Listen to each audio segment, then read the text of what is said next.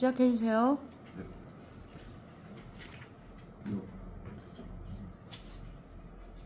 안녕하십니까. 사형제도는 폐지되어야 하는가 아니면 다시 부활시켜야 하는가를 토론한 찬반 토론을 했습니다. 저는 사회자를 맡게 된 최요현이라고 합니다.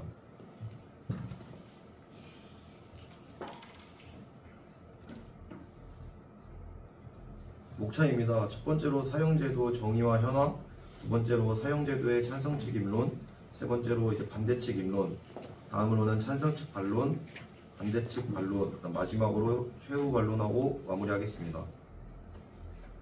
사형제도의 정의와 현황이란, 사형제도란 수형자의 생명을 박탈하여 사회적 존재를 영구적으로 말살하는 형벌, 따라서 형벌의 성질이 가장 중요하기에 극형이라고도 불립니다.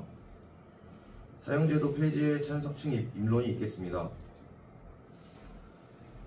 인권 침해입니다. 헌법제도는 기본권을 제한하더라도 본질적 내용까지 침해할 수 없다는 취지로 규정하고 있는데, 사형제도는 생명권이라는 기본권 내용을 침해하므로 헌법 제37조 제2항에 위반됩니다. 생명권은 인권의 가장 기본적인 요소로 모든 인간이 태어날 때부터 가지고 있는 권리입니다. 사형제도는 국가가 개인의 생명을 박탈하는 행위로 생명권을 침해하는 것으로 간주합니다.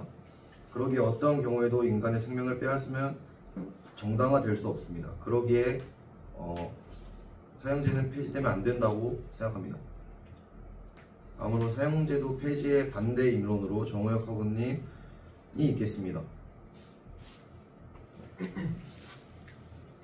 안녕하세요. 경영학과 정우혁입니다. 반대 입론 시작하겠습니다. 일단 강력범죄의 재범률이 현재 약 22.5%에 이르고 있습니다. 이는 상당히 높은 수치로 강력범죄를 저지르는 이들이 다시 범죄를 저지를 가능성이 크다는 것을 의미합니다. 특히 일부 범죄자들은 재범 가능성이 높아 사형제도를 통해 이들을 완전히 차단하는 방안이 제시되고 있습니다.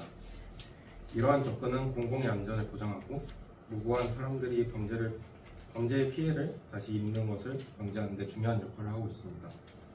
사형제도가 부활된다면 범죄자들에게 강력한 경고 메시지를 전달할 수 있으며 이는 범죄 예방에도 기여할 수 있습니다. 그러나 이러한 조치가 과연 인권의 정의의 관점에서 정당한지에 대한 논의도 필요합니다. 결국 우리는 범죄 예방과 인권 보호 사이에서 균형을 찾아야 할 것입니다.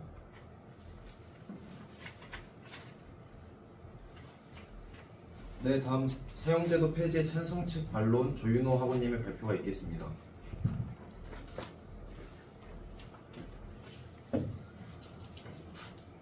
사형제도 폐지론자들은 사형제도가 일반 사람들에 대한 예방적 효과가 없다고 주장한 바 있습니다.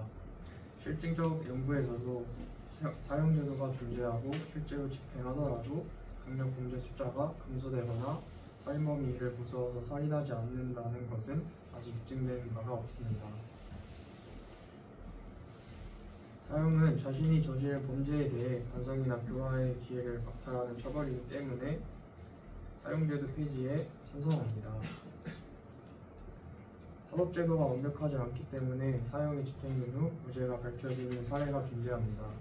폭탄으로 인해 억울하게 사형이 집행된다면 되돌릴 수 없는 비극적인 결과를 초래할 수 있습니다.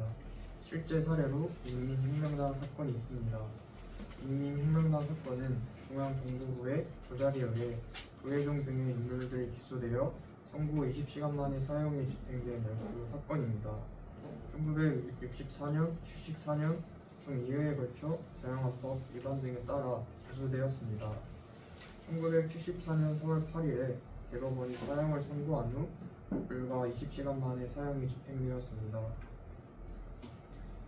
이러한 사건은 국가가 법을 인용해 무고한 국민을 살해한 사법 살인이자 국정의 정권 시기에 일어난 대표적 이권 탄압의 사례로 알려져 있습니다. 인민혁명당 사건에 대한 재심은 사형 집행 후 30년이 지난 2005년 12월 27일에 진행되었습니다. 2007년 1월 23일에 무죄는 선고되었고 같은 해 8월 21일에 유죄들이 국가를 상대로 제기한 소송에서 637억 원을 배상하라고 판결되었습니다. 또 다른 사례로 이춘재 연쇄 살인 사건 또한 있습니다. 용의자 윤모 씨는 89년 7월경 구속되었다가 20년 복역 후 2009년에 복방되었습니다. 이후 재심을 신청하여 2020년 12월 7일 무죄를 선고받았습니다. 이는 32년 만에 공식적 유명이 벗겨진 사례입니다. 사형제도 폐지에 반대책 결론이 있겠습니다.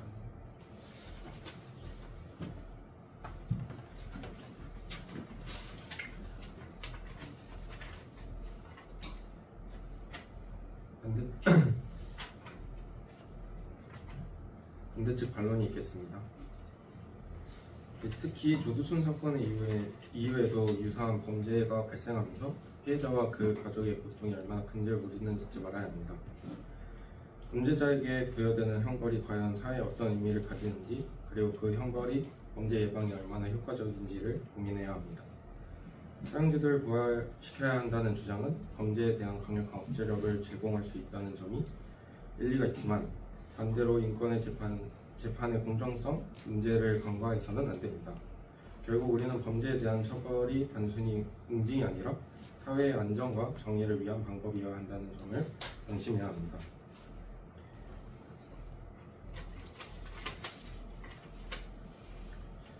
사형제도에서 대한 논의는 단순히 법적 문제를 넘어 사회적 윤리적 쟁점을 포함합니다.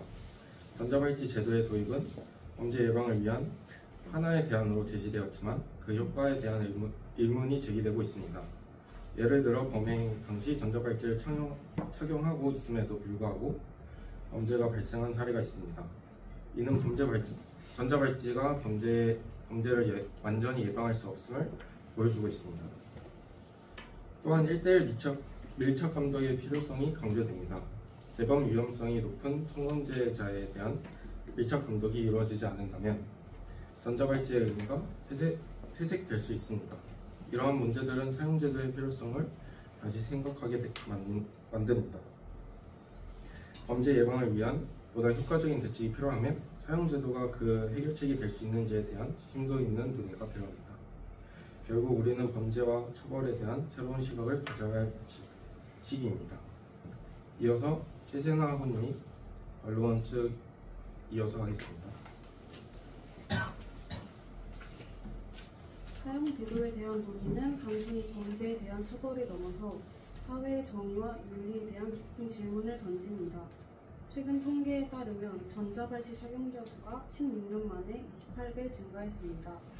이는 성폭력 미성년자 유괴, 살인, 강도, 스토킹 등 특정 범죄에 대한 재범 위험성이 높아지고 있음을 시사합니다. 이러한 상황에서 사형제도의 필요성을 주장하는 목소리가 커지고 있습니다. 결국 사형제도의 존재 여부는 단순한 법적 문제를 넘어 우리 사회의 가치관과 윤리를 반영하는 중요한 이슈입니다. 다음 국가예산 절감은 수찬 학우님께서 발표하시겠습니다.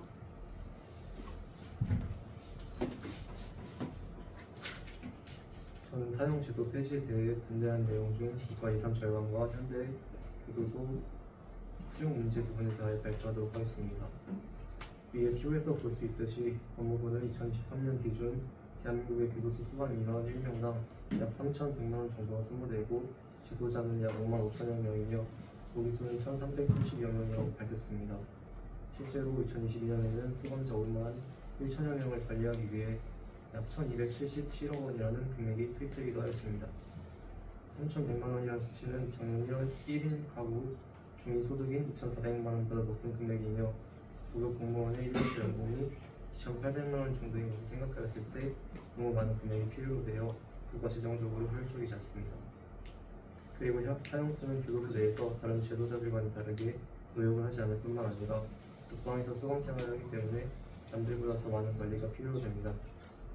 또한 앞서 말씀드린 3,100만 원이라는 금액과는 별개로 사형수들은 장기간 동안 교도소에서 생활하기 때문에 나이가 들기 됨에 따라 많은 의료비가 추가적으로 필요로 되는데 한국에는 총 59명의 사형수가 존재하고 이들은 최장 30년간 교도소에서 수감할 수 있습니다. 이렇게 이들이 30년간 수감 생활을 하게 된다면 1년에 59명을 관리할 시 18억, 30년이면 약 540억이라는 큰 금액이 됩니다. 마지막으로 현재 한국뿐만이 아닌 해외 각국은 교도소 과밀화 문제로 범죄자들을 수용할 공간이 마땅치 않은 상황이고 이 문제를 사형제도 집행 후 조금이나마 해결할 수 있습니다. 따라서 이러한 이유들로 사형제도 폐지에 대해 반대한다는 의견이며 다음으로 사형제도 폐지에 찬성 측 최후 변론이 있겠습니다. 찬성 측 추후 변론이 있겠습니다. 현재 26년 중단된 사형 집행을 재개하면 벌어질 일을 한번 찾아보았습니다. 국가인권단체인 엠네스티는 2007년 한국을 실질적 사형 폐지 국가로 선정하였습니다. 이유와의 외교적 문제가 제일 크다고 봤는데 사형제를 반대하는 유럽연합과 영연방 국가들이 사형을 집행하는 국가와는 각종 협약을 맺지 않겠다고 선언하였습니다. 사형제 폐지 국가는 꾸준하게 늘어가고 있는 추세입니다. 엠네스티에 따르면 2022년 말 199개의 나라 중 사형제를 완전히 폐지한 국가는 절반이 넘는 112개의 국가가 넘는다고 했습니다. 이어서 영상 시청하겠습니다. 필라델피아 크림치즈만 있으면 맛있는 건 간단해. 도쿄구치소에서 39세 남성이 교수형에 처해졌습니다. 그는 2008년 일본 열도를 충격에 빠뜨린 아키하바라 살인 사건의 범인 가토 토모이로.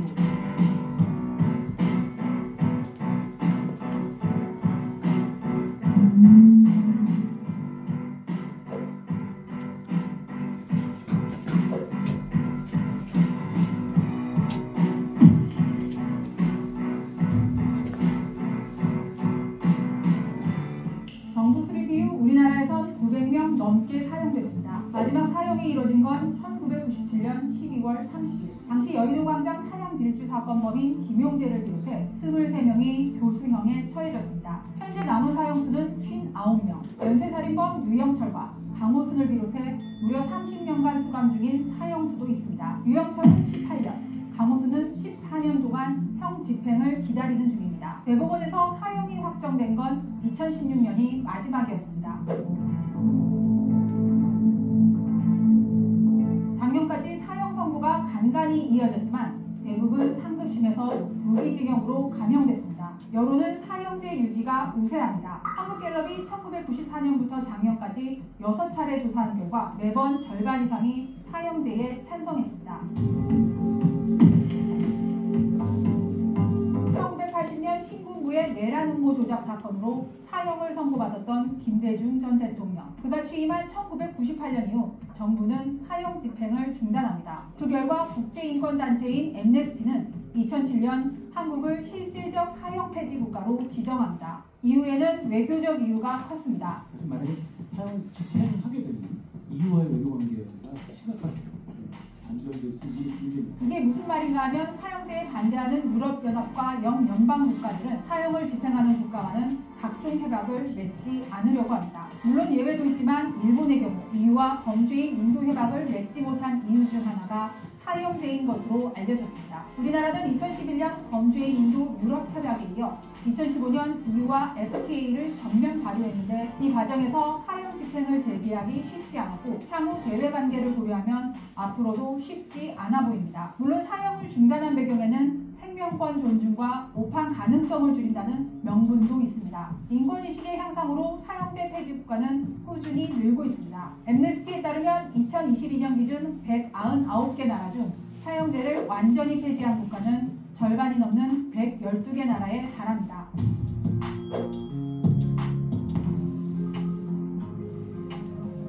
미국에서는 연방정부를 비롯해 50개 주 중 27개 주에서 사형제를 유지하고 있습니다.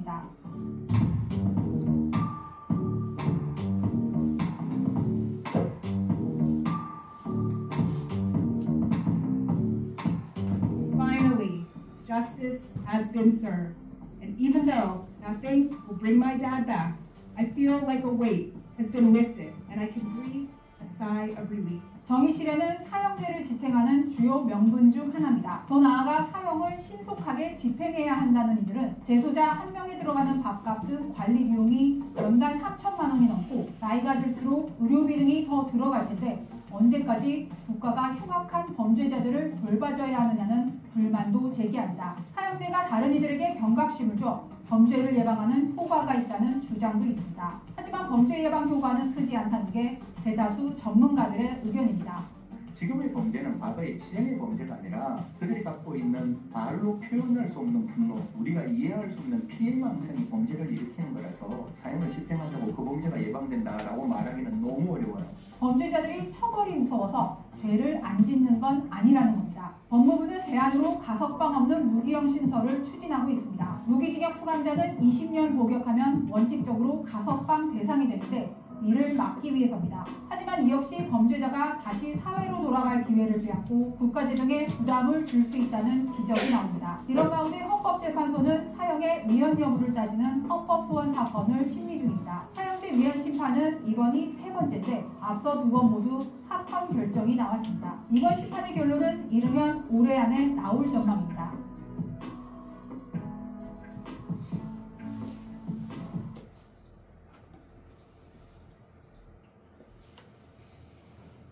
다음으로는 사형제도 폐지의 반대측 최후 변론이 있겠습니다. 발표는 최세나 학우님께서 해주시겠습니다. 피해자 유족의 정의 실현입니다.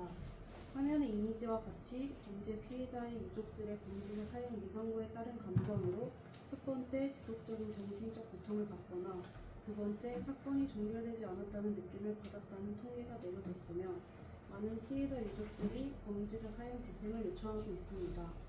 사형 선고를 받지 못한 피해자 유족은 사건의 늪에서 장기간 벗어나지 못하고 피해자 유가족이 범죄자에게 사형, 사실상 무기징역이 내려졌을 때 일정 부분의 정서적 치유를 경험했다고 합니다.